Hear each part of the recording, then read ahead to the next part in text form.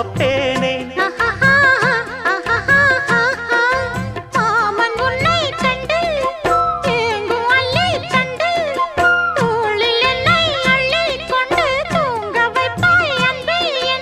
என் கண்ணில் நீதானம்மா,